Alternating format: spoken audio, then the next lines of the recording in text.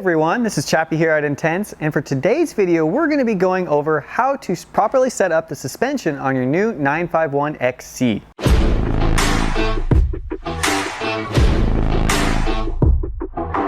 Primarily what we're going to be focusing on today is using the air pressure within our fork and our shock in order to get the bike set up for our rider weight.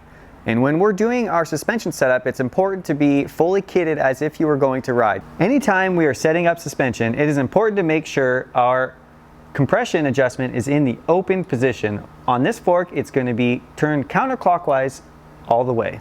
The first thing we're going to do is we're going to approach the fork first, and we're going to set air pressures on the fork. So this is going to be located on rider's left hand leg, and we're going to remove the air cap. We want to take a look at what air pressure we should be putting in our fork. So in this particular case, our rider weight, fully ready to ride, is 155 pounds. Now, per the air pressure chart located in our user manual, this is going to be right in the middle of a range for 76 PSI. So now we can move to setting up our suspension pup on our Schrader valve located right here in the center of this left fork leg. This indicator is resting right on 80 PSI. So knowing we need to drop to 76 PSI down from 80 PSI, we are going to be using this small red button in order to drop air pressure. So just do small short taps and you'll hear little bursts of air, and that will substantially reduce the amount of pressure. All right, so we went to 70. So we're going to add a slight amount of air. We're wanting that needle to rest right between our 70 mark and our 80 mark, and that will get us right at 75 to 76 PSI. So that is looking really good there. So we can now go ahead and move our suspension pump. We'll place the cap back onto the fork loosely just to make sure we do not misplace.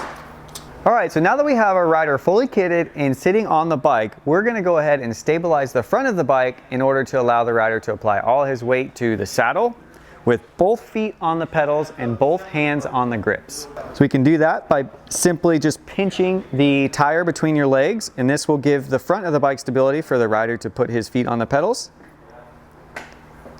And once the rider is in this position, we can go ahead and cycle the suspension 2 to 3 times, and then we will move our O-ring located on the rider's left hand fork leg.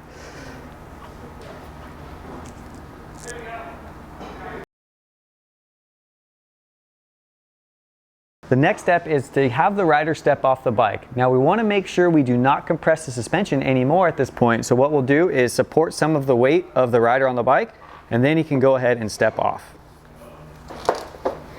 And we're going to take a quick measurement to see how much suspension sag we have. All right, so as you can see here, with all of the rider weight off the bike, we have 2 points in which we're going to measure. And point 1 is our seal lip here, and point 2 is the bottom surface of the O-ring right here.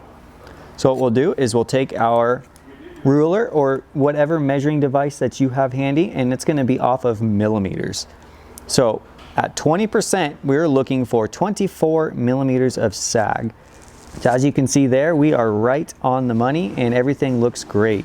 So a couple other scenarios we want to go over here while we're going through this process is variances in sag. So if we have too much sag, meaning our suspension is compressing too much with the rider weight, maybe that O-ring is resting up here. What we'll be wanting to do here is add more air pressure to our fork leg, and this will reduce our sag measurement and stiffen the suspension up to get us back down to that 24 millimeter. If we go and do this sag measurement and our O-ring is much lower, that is far too little sag. So in this situation, we're going to want to be removing air pressure from our fork leg. Anytime we are setting up the rear suspension, it is important to make sure that the shock is in the open position. We can achieve this by pushing the lever all the way to rider's right. All right, so the first step in order to get our rear shock set up is to make sure that our air pressure is accurate to our rider weight. So just like the front, we want to make sure that the rider is fully kitted and ready to ride. Knowing that our rider weight is 155 pounds, we can refer to our user manual to get the accurate air pressure. So listed in our user manual, we have an air pressure range of 195 to 205 PSI. So in this case, we're going to go right in the middle and we are going to go at 200 PSI. So we'll start by removing our air cap located on rider's left-hand side. We'll take our suspension pump and hook this up to our valve. I'm going to turn this all the way until the point we see the dial move. We are at 210 PSI, so we are really close to our recommended pressure here.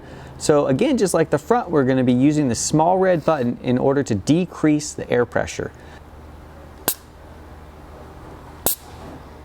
So as you can see, we went a little bit too much, so we're right under 200 pounds. So we are going to add a couple pumps of air in order to get us to that 200 pound mark.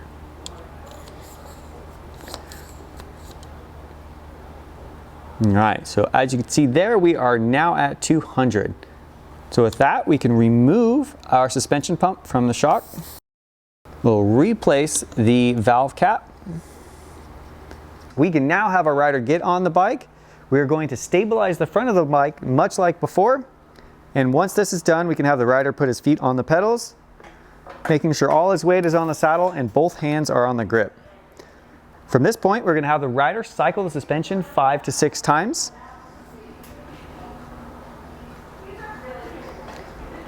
Take a seat, and then from that point, we are going to be moving the O-ring down to the seal on the shock. Now with the O-ring set, we want to have the rider step off the bike, but before we do that, we're going to add some additional support to the bike to make sure that suspension does not compress any further. So knowing that this bike is intended to have 30% sag, we are going to be looking for 14.5 millimeters of suspension sag. And we're going to line up the seal head with the O-ring. As you can see there, we are right on the money once again. 13.5 millimeters.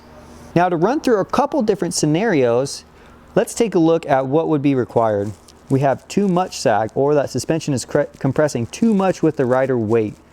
We're going to want to increase the air pressure inside of the shock in order to reduce our sag number. Now, if we are in a situation where we set up our suspension and we are only getting a small amount of suspension sag, we are going to want to decrease the air pressure in our shock in order to allow the suspension to compress more with only the rider's weight. So there you have it. We have successfully completed the suspension setup on our Intense 951 XC. If you have any questions about setup or need any further assistance, don't hesitate to reach out. We'll be more than happy to help you. Thanks for choosing Intense.